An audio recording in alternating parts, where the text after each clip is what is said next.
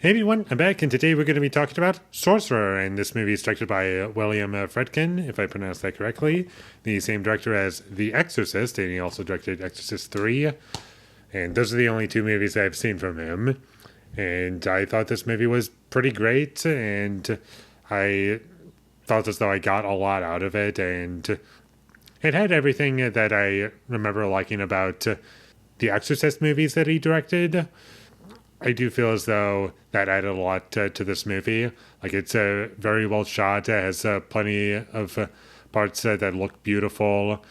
And I also did like the music for this movie. I thought that it was complimentary to the film and added a lot. And it had some great practical effects and lots of explosions that looked pretty cool and fun to watch. And lots of great performances. And I do like how this movie is structured, and without getting into spoilers, I do feel as though the way the movie decided to structure everything, it kind of makes the story both complicated and simple. Like, when you start to think about the movie in terms of what characters need to do, it's pretty simple. But when you think about what is needed for you to know how these characters got into the situation, that's where it starts to get a little bit more complicated.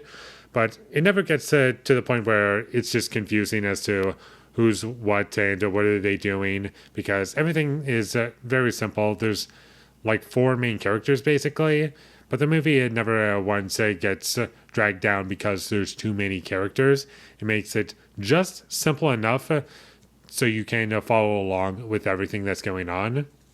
And the characters are pretty simple when you really start to break them down because they're all in this really bad place that no one wants to be in, and they all want out, and in order to get out, they need money.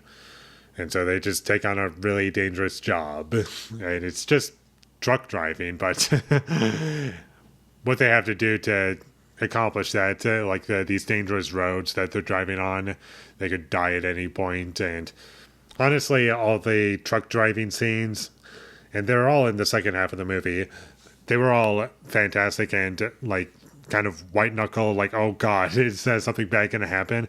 I don't know what's going to happen here. And you really do feel tension when the movie builds up tension, or it has like something that is really scary to see on screen, because this is something that probably exists. And the scene when they were trying to get to truck drivers, and so many of them are just like are terrible drivers. That scene was kind of funny. And the movie never once over explains who these characters are. Like, you get some kind of an idea of who they are, but you don't get their full backstory as to everything that led them up to getting into this situation that they're in. It keeps it just simple enough for you to understand, okay, you get what their situation is like, but you don't know the full context. But in a way, I think that's okay, because I do feel as though if you started to learn too much about these characters, it would hurt the pacing. You would have this big chunk of the movie that just doesn't work as well as the rest of the film, I feel. The pacing for this movie was pretty great. I never once felt as though there was a scene that dragged the movie down for me in terms of it feeling slow, and the acting was great. Roy Scheider, I thought he did a really great job, and the rest of them I'm not really familiar with, but I didn't really notice any bad performances in this movie, from what I could tell.